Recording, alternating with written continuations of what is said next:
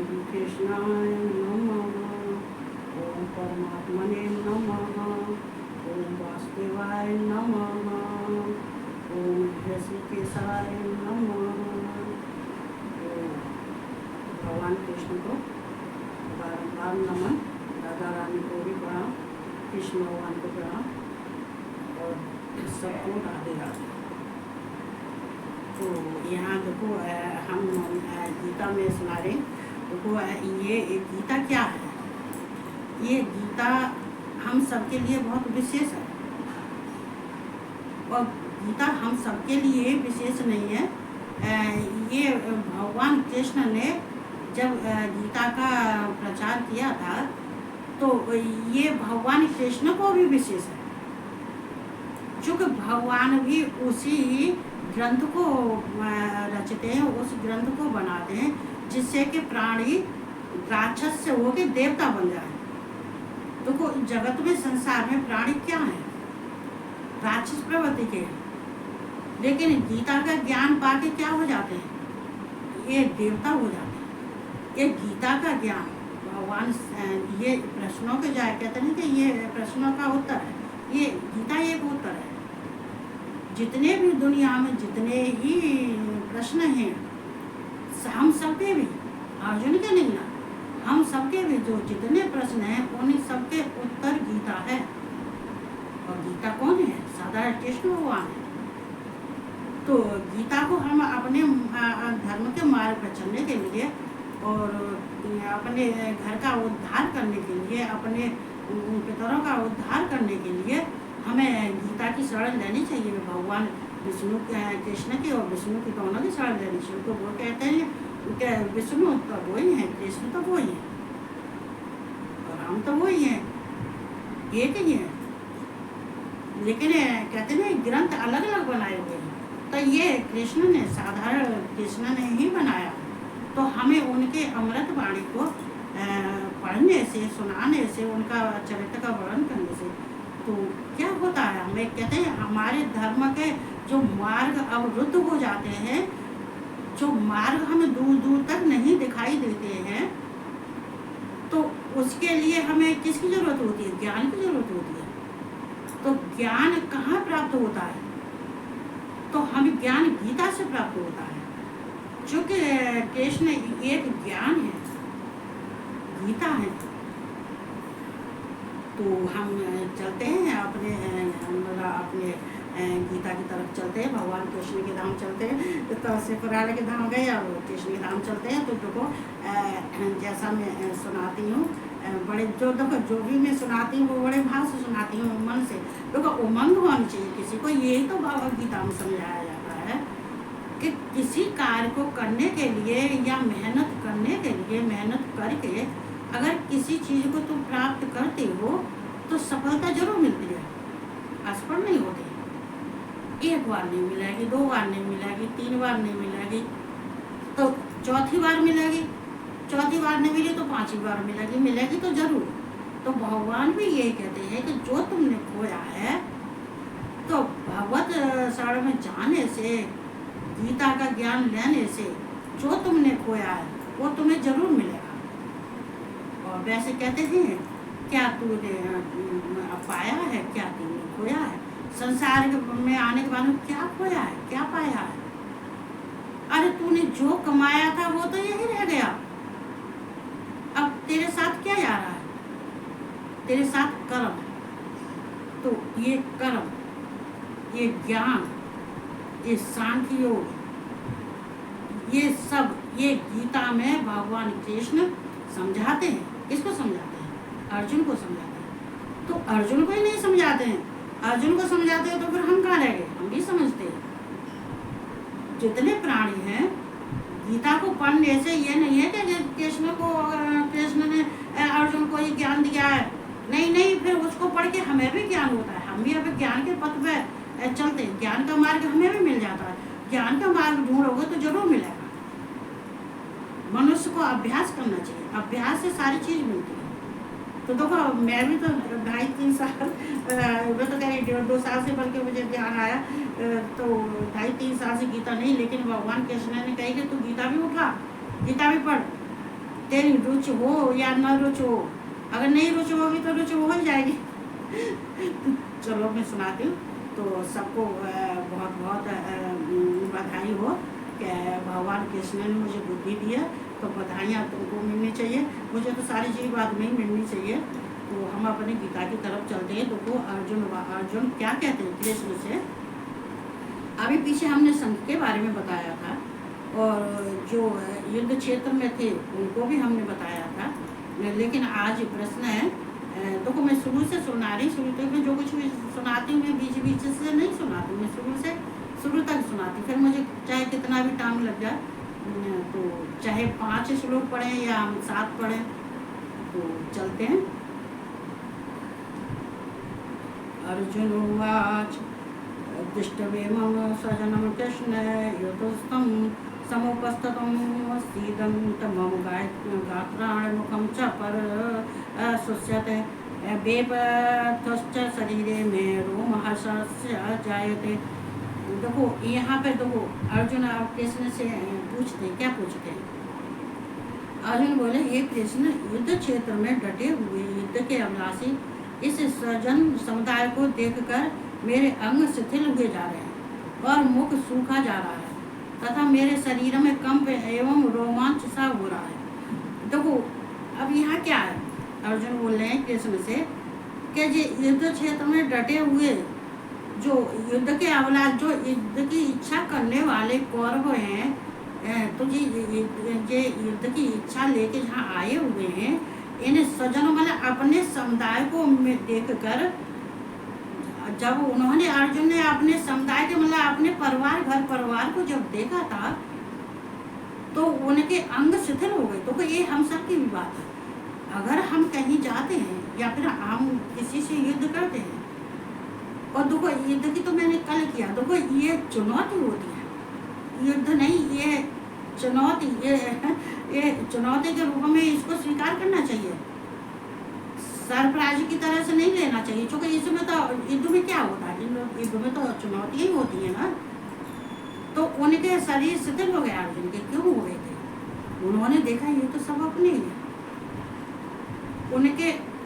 उनके सारे अंग बिल्कुल ऐसे हो गए कि जो कि हाथ उठा तो उठे नहीं, बिल्कुल शिथिल मतलब मूर्छा, शिथिल मतलब मूर्छा जैसी हो जाती है, तो मूर्छा आ जाती है तो शरीर काम नहीं देता, तो वो उनका शरीर ऐसा हो गया उनका जो है। और सारे शरीर में जैसे कि किसी के रोंगटे ठहरा जाते हैं ना, किसी के सारे शरीर एकदम विचलित हो जाता है देख के एकदम। तो कहते हैं ये अंगला पिंगला सुषुम्ना नाड़ी, ये नाड़ी जब काम करना बंद कर देती है तो क्या होता है, तो आदमी मूर्छित जैसा होता है, उसके अंग कार्य नहीं करते। तो यहाँ पे वही कहते हैं कि इनको अर्जुन को बहुत इतनी परेशानी हो रही थी कि शरीर उनका उठ नहीं रहा था, और मुख इसलिए सूखा जाता था कि जैसे मान लीजिए हम तो अगर कोई परेशानी होती है तो गला भी सूख जाता है। चूँकि जो आश्चर्य जैसी बात होती है, जो अचानक ही जो होता है, जो आश्चर्यजनक बात होती है, तो वो बहुत दुखदायक हो जाती है हमारे लिए, मतलब हम सोच नहीं पाते उसके लिए। तो वो अर्जुन का हाल हो रहा था कि उनका देख के शरीर शिथिल होगा, उनके युद्ध करने की इच्छा नहीं थी, उनके युद्ध करने की शक्ति ही नहीं रही, ऐसा शरीर हो गया। तो गांडीवम संस्तुतस्ते हस्तात् कचैव परदहं मते न च शक्रोम्य वसिष्ठातुं भ्रमतीव च मे मनः। देखो मनः भ्रमतीव च मे मनः, कहते हैं इसलिए मैं खड़ा रहने को भी समर्थ नहीं हूँ। भ्रमतीव च मे मनः, देखो हाथ से गांडीव धनुष गिर रहा और त्वचा भी बहुत जल रही थी तथा मेरा मन भ्रमित सा हो रहा है, इसलिए मैं खड़ा रहने को भी समर्थ नहीं। मतलब उनका मन भ्रमित हो गया, उन लोगों को देख के भ्रमित हो रहा था कि मैं खड़े होने की भी उनकी मतलब उनकी हिम्मत नहीं हुई थी, खड़ा भी नहीं हुआ जाता। क्यों कि कैसे युद्ध करूँगा, ये कृष्ण मैं कैसे युद्ध करूँगा। इन सब को देखे तो मेरा दिमाग इतना परेशान हो रहा है कि मेरा शरीर काम नहीं कर रहा, ना मेरा दिमाग काम कर रहा है, मेरा तो मुँह भी सूख गया। मेरे तो कहते हैं मुझे तो सांस लेने में भी परेशानी आ रही है इन सबको देख देख के। तो मूर्छित जैसे भी उनकी अवस्था हो गई थी अर्जुन की, तो वो सबकी हो जाती है। तो अब हम तुम ही है ना, हम तुम्हें अगर किसी अपने को देखे अपने से जुड़ दे तो क्या होगा, क्या हाल होगा। जो अर्जुन का होगा वही हमका होगा, हमारा होगा। तो हम संसार में इसलिए कहते हैं तो भगवान क्या, अब यही तो भगवान ज्ञान क्या दे रहे। देखो भगवान कहते हैं ये दुख और सुख सब आते हैं, लेकिन दुख में दहलाना नहीं चाहिए। अर्जुन को भी यही सिखाएंगे आगे जाके कि अर्जुन तो इतना परेशान क्यों हो रहा है। अर्जुन को भगवान ने जो प्रश्नों के उत्तर, यही तो उत्तर है कि उनको समझाते समझाते कितना उन्होंने समझाया है। तो यहाँ अर्जुन के बिल्कुल ही भ्रमित हो गए, उनको जो है कुछ समझ में नहीं आ रही, कुछ दिमाग काम नहीं कर रहा था। जो दिमाग अच्छों का भी काम करना बंद कर देगा। निमित्तान च पश्याम विपरीतान केशव न च श्रेयो अनुपश्याम हत्वा स्वजन महावे। अब देखो यहाँ देखो कह रहे ये केशव में लक्षणों को भी विपरीत ही देख रहा हूँ, तथा युद्ध में स्वजन समुदाय को मारकर कल्याण भी नहीं देखता।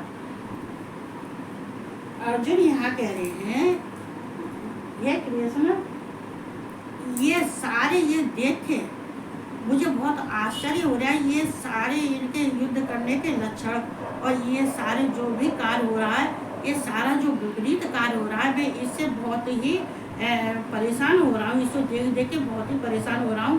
कहते हैं इस युद्ध में स्वजन अपने समुदाय को मारकर क्या कल्याण भी नहीं देखता। मतलब क्या मैं अपना कल्याण देखता हूँ, इनको मार के क्या मेरा कल्याण हो जाएगा। कृष्ण मुझे समझाओ, क्या मैं इनको मार के और मैं अपना कल्याण करूं तो क्या ये सही रहेगा, उचित रहेगा। मतलब उनका यही है, क्या उचित रहेगा। वो होता ही यही है। देखो किसी घर में क्या होता है आजकल, अपने अपने कहते हैं पैसे के पीछे भागने वाला आदमी औरत को छोड़ देता है, बच्चे अपने माता पिता को छोड़ देते हैं, माता पिता बच्चों को छोड़ देते हैं, लेकिन उनको ये दिखाई नहीं देता कि क्या हम ये कर रहे हैं तो ये हमारे लिए अच्छा है क्या हमारे इससे कल्याण होगा, क्या हमारे परिवार का कल्याण होगा, क्या हमारे वंश का कल्याण होगा। तो यही तो सारी बात है। तो यही तो ज्ञान कहते हैं। गीता का ज्ञान लेने के बाद में फिर किसी और ज्ञान की जरूरत नहीं रहती है। ये सारे संसार के जितने मनुष्य हैं, जितने जीव हैं, उन सबके प्रश्न यही प्रश्न है, सबके प्रश्न ये हैं और सबके उत्तर किसमें मिलते हैं, गीता में मिलते हैं। ये सबके प्रश्न है, अर्जुन के नहीं है, ये हम सबके भी प्रश्न है। तो इसके उत्तर कहाँ मिलेंगे, इसके उत्तर तो हमें गीता में मिलेंगे। तो यहाँ कृष्ण फिर समझाते हैं, न कांकचे विजयम कृष्ण न च राज्यम सुखान च किं नो राज्येन गोविंद किं भोगैः जीवितेन वा। हे कृष्ण, मैं न तो विजय चाहता हूँ और न राज्य तथा सुखों को हे गोविंद, अपने हमें ऐसे राज्य से क्या प्रयोजन अथवा ऐसे भोगों से और जीवन से क्या लाभ। मतलब यहाँ पे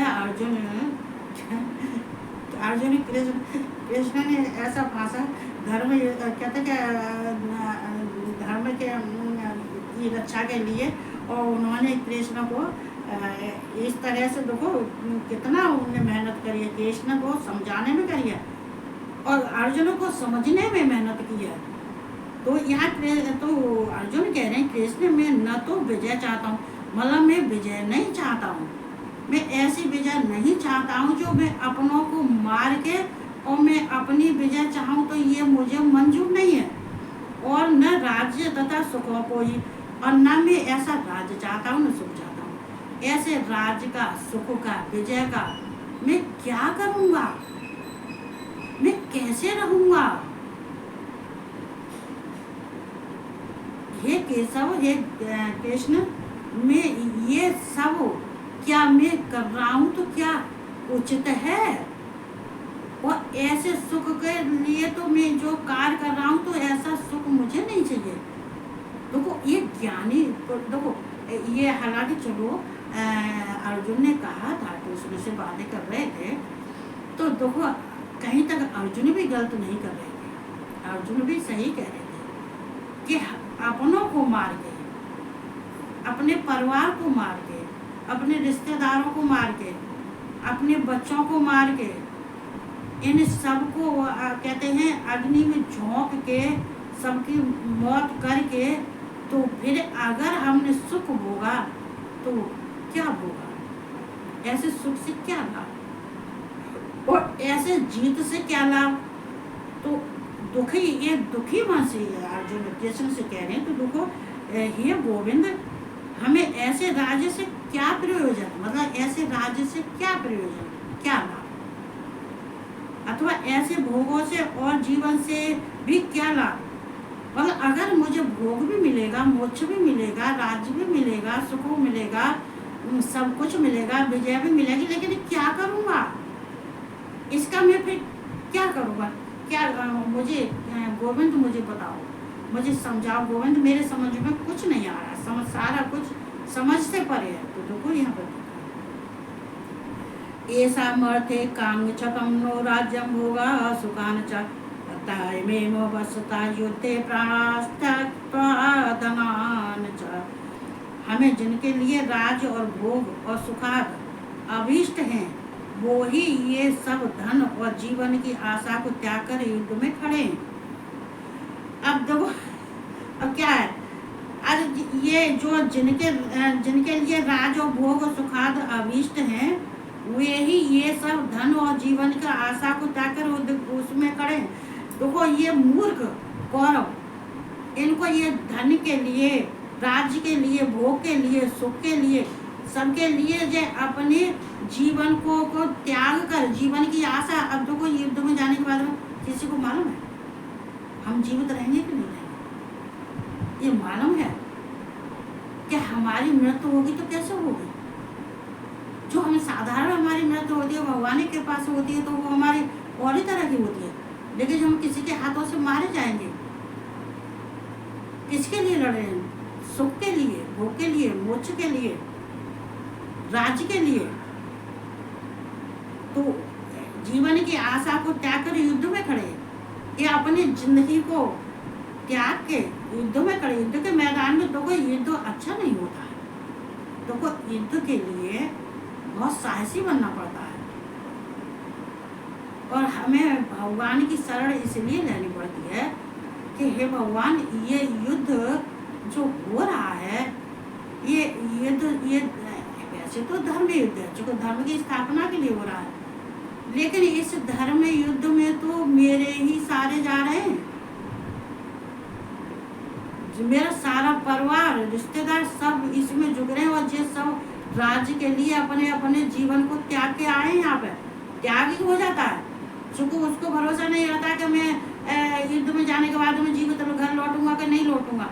अगर बाई चांस हम किसी से भिड़ते हैं तो क्या हमें मालूम होती है कि हमारे क्रोध और गुस्सा से किसको हानि होगी, किसको चोट लगेगी, किसकी मौत होगी, किसका क्या हुआ। तो यहाँ पे लेकिन कृष्ण भगवान पीछा, कृष्ण पीछा छोड़ने वाला वैसे नहीं है रहे, ये बहुत छलिया है, बीच बीच में मुझे कहना पड़ता है, मौज लेती हूँ, मस्त लेती हूँ। अच्छा ठीक है। आचार्य पितरः पुत्रस्तथैव च पितामह मातुलाः ससुरा पौत्रा श्यामला संबंधस्तथा। गुरुजन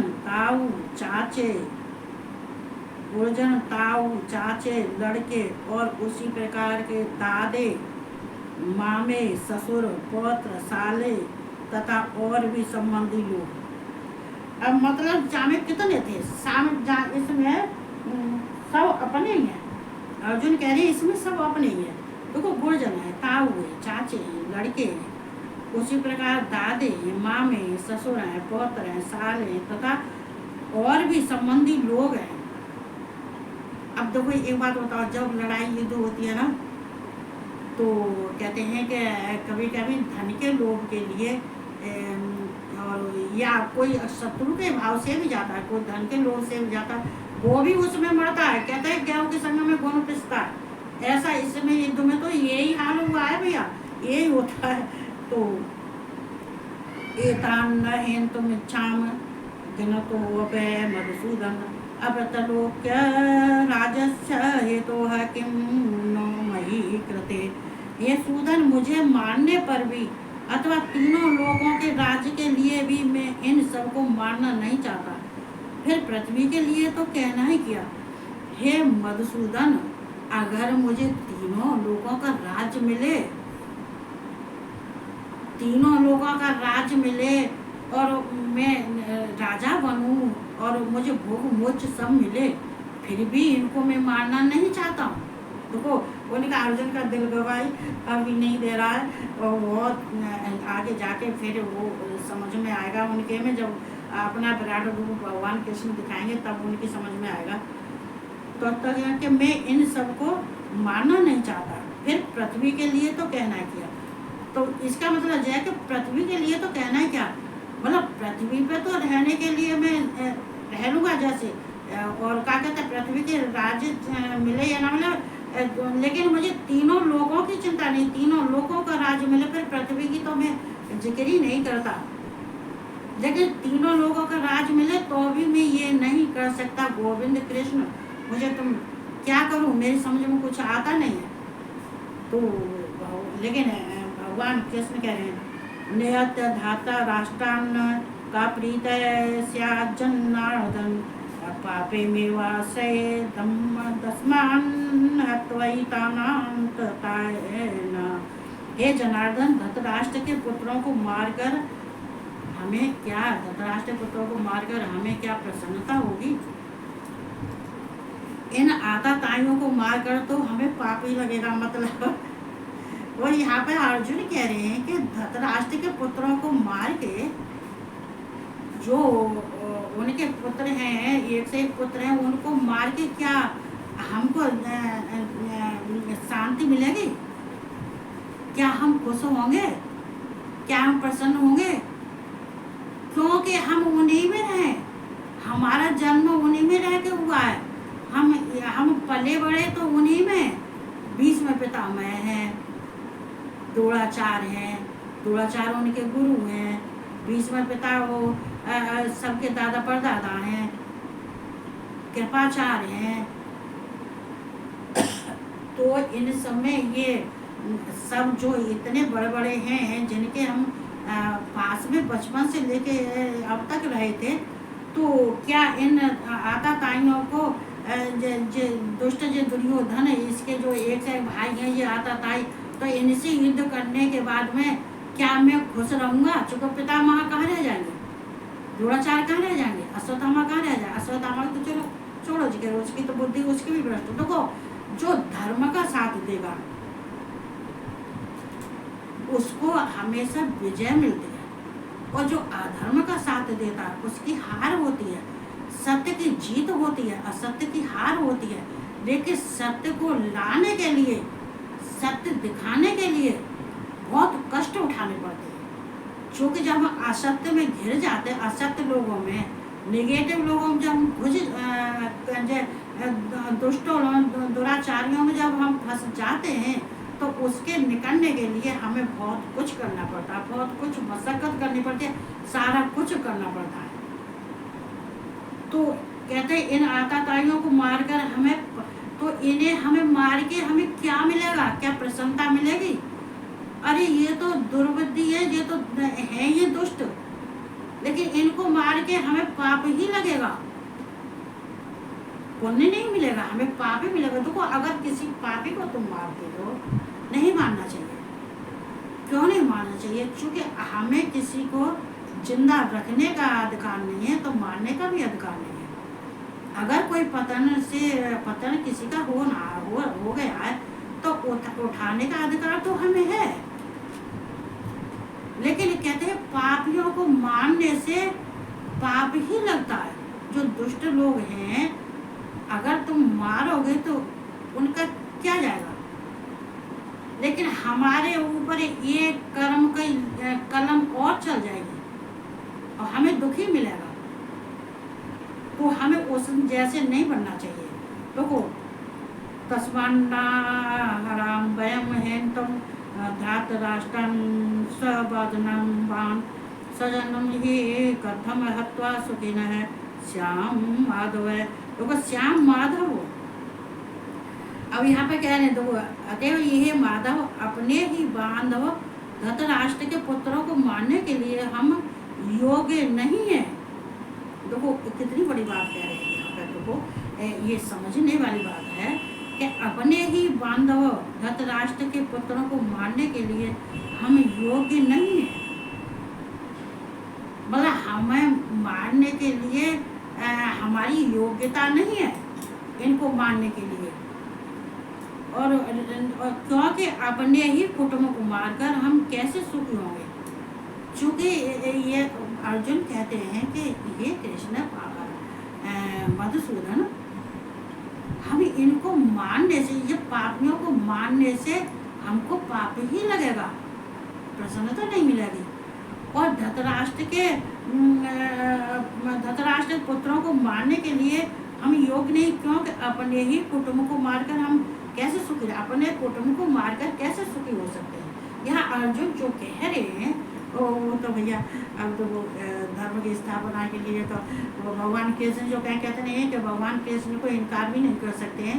वो उनके मन में क्या विचार चल रहा है, वो क्या करना चाहते हैं, वो हमसे क्या करवाना चाहते हैं, हम किस रास्ते पे ले जाना चाहते हैं, किससे हमारा वध करवाना चाहते हैं, किसको हमें सुखी करना चाहते हैं, क्या चाहते हैं, तो उनके मन की बात को कैसे जान सकते हैं। तो लेकिन फिर भी इनको मारने के लिए अर्जुन कह रहा था कि क्या करूं, मेरा मन गवाही नहीं दे रहा, मेरा मन नहीं कह रहा है। ये अपने धृतराष्ट्र पुत्रों, अपने कुटुंबियों को मार के मैं कैसे सुखी रह सकता हूँ। अब देखो यहाँ पे, यद्यं पेयते न पश्यन्ते लोभोपहत चेतसः कुलक्षय कृतं दोषं मित्रद्रोहे च पातकं कथं न गेयं स्मां पापादस्मान् वर्ततं कुलक्षय कृतं दोष प्रपश्यत् जनार्दन। यद्यप लोभ से भ्रष्टचित हुए लोग कुल के नाश से उत्पन्न दोष को और मित्रों से विरोध करने में पाप को नहीं देखते हैं, तो भी हे जनार्दन, कुल के नाश से उत्पन्न दोष को जानने वाले हम लोगों को इस पाप से हटने के लिए क्यों नहीं विचार करना चाहिए। अब देखो कहते हैं कि जो लोभी होते हैं, जो धन के लोभी होते हैं, जो कहते हैं प्रॉपर्टी के लोभी होते हैं, धन के लोभी होते हैं, तो वो लोग तो उनको कुल के नाश से कोई मतलब नहीं होता। कहते हैं कुल के नाश से उत्पन्न दोष को और मित्रों से विरोध करने में पाप को नहीं देखते, वो पाप को नहीं देखते। वो तो क्या, उनको जो पापी होते हैं उनको तो कुछ भी पाप करवा दो। तो आदमी धन के लिए अंधा हो जाता है, पैसे लेके प्रॉपर्टी के लिए अंधा हो जाता है, चाहे उसके कुल का नाश हो जाए, चाहे भाई बंधुओं का नाश हो जाए, चाहे मित्रों का नाश हो जाए, लेकिन वो पाप करने से डरता नहीं है, क्योंकि उसके पाप को देखी जाते हो। यहाँ पे कृष्ण आगे बताएंगे कि जो पाप करने वाले होते हैं तो कहते हैं कि उनके अंदर, उनके सिर पर पाप बोलता है, वो धर्म की बात नहीं कर सकते हैं और नहीं किसी को धर्म का ज्ञान दे सकते, नहीं किसी का मार्ग, धर्म का मार्ग दिखा सकते, क्योंकि उनके ऊपर, जिसके ऊपर पाप बोलता है तो वो क्या, तो वो कुछ नहीं कर सकता, क्योंकि वो तो है ही पापी, वो तो दुराचारी, वो तो बुरे कर्म करता, तो उसको पाप क्या लगेगा। कुल के नाश से उत्पन्न दोष को जानने वाले हम लोगों को इस पाप से हटने के लिए क्यों नहीं विचार करना चाहिए। हे कहते हैं हे जनार्दन, लेकिन हम लोग तो समझदार हैं। हे जनार्दन, तुम तो समझदार हो। अगर मेरी समझ खत्म हो गई है, अगर मैं विचलित हो गया हूँ, या फिर मैं अपने विचारों से घिर गया हूँ, तो हे जनार्दन, तुम तो समझदार हो, तुम तो समझदार हो, तो फिर मुझे ऐसी समझ क्यों नहीं देते हो? तो हम विचार का तो हम और आप विचार करते हैं, विचार करके इस नाश को रोकते हैं, इस कुल के नाश को हम रोकते हैं। हे जनार्दन, तुम तो बुद्धिमान हो, ज्ञानवान हो, प्रकाशमान हो, भगवान हो, तो फिर हम तुम बैठ के विचार करके हम विचार क्यों नहीं कर लेते हैं? तो यहाँ जो कुल का नाश हो रहा है, तो ये कुल का नाश नहीं होगा, रुक जाएगा यहाँ पे। देखो क्या कही, और देखो मैं अपनी बातें यहाँ पर नहीं लाती ना।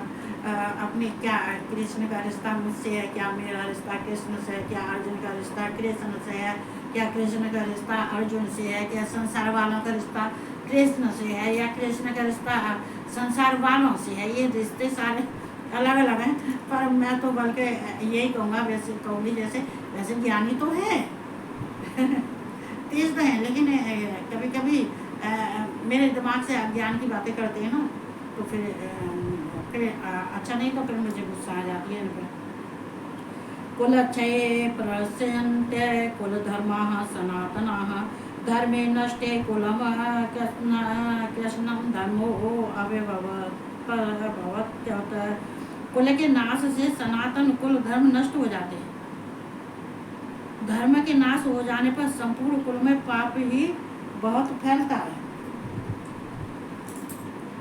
देखो, कुल के नाश से सनातन कुल धर्म नष्ट हो जाता है। देखो, जब कुल का नाश हो जाता है, देखो किसी घर में अगर बुरे कर्म होते हैं, पाप होते हैं, तो उसके कुल के धर्म नष्ट हो जाता है, कुल का धर्म नष्ट हो जाता है। ये संसार वालों को, तो ये पुराण में ये सारे तुम्हें ये सब ग्रंथों में ये प्रश्न का उत्तर सारे ग्रंथों में मिलेगा, सब ग्रंथों में मिलेगा।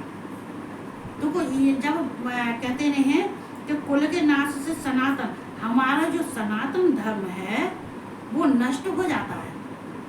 मतलब हमारा ब्राह्मण कुल, हम सनातन है, हमारा ब्राह्मण कुल में जन्म लिया है और सनातन भी है, और भी जो है कहते हैं हिंदू जो सनातन है, उनके धर्म नष्ट होने से उनके कुल का नाश हो जाता है। वो हकीकत है, ये अनुभवी बात है, ये मेरी देखी हुई बात है कि जिनके घर में जब अधर्म बढ़ जाता है, बुरे कर्म होते हैं, तो वो घर के घर नष्ट हो जाते हैं, सारे रिश्ते नष्ट हो जाते हैं, सारे रिश्ते खराब हो जाते हैं।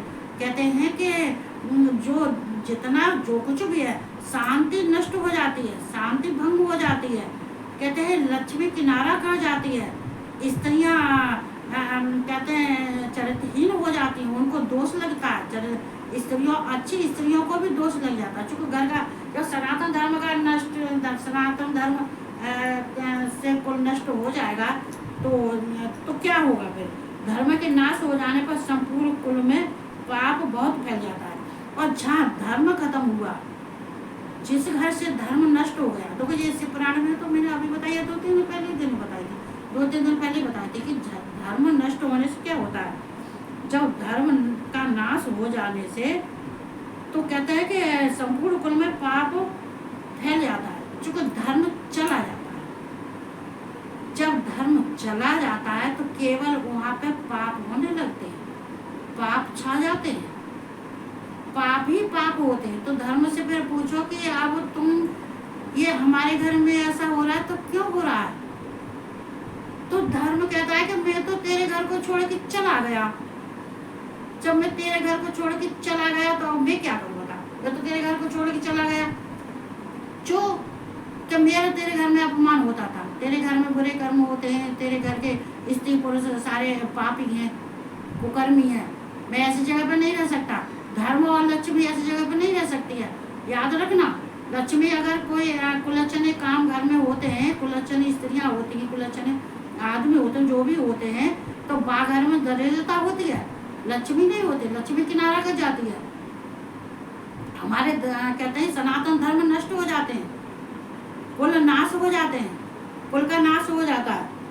तो कहते हैं, और कुल में पाप छा जाता, फिर पाप ही पाप रह जाता, क्या रहता।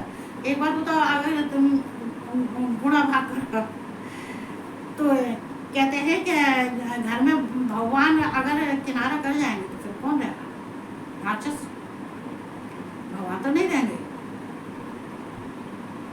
अरे भगवान तो ऐसी जगह पर रह ही नहीं सकते हैं जहाँ कहते हैं कि हमारे हिंदू धर्म में कहते हैं सब संतों का अपमान किया जाता है, संतों को दरवाजे से भगा दिया जाता है, संतों को गाली दी जाती है। वो संत कौन होते हैं? वो तो भक्तों के घर अपने बच्चों को देखने आते हैं, संतों के रूप में देखने आते हैं। क्यों आते हैं? अपने बच्चों को। भगवान शिव जाते कहाँ जाते हैं? कृष्ण कहाँ जाते हैं? देखो विष्णु की कथा कल मैं सुनाऊंगी। ये जो विष्णु और ये गए थे जी, क्या कहते हैं, नारद, विष्णु और नारद गए थे तो परीक्षा लेने के लिए, तो किसके रूप में गए? संत के रूप में गए थे। और परीक्षा लेने के बाद वो कैसा श्राप दे के आए थे, क्या करके आए थे? तो इसी रूप में आते हैं संत, आते हैं अपने बच्चों को देखने आते हैं।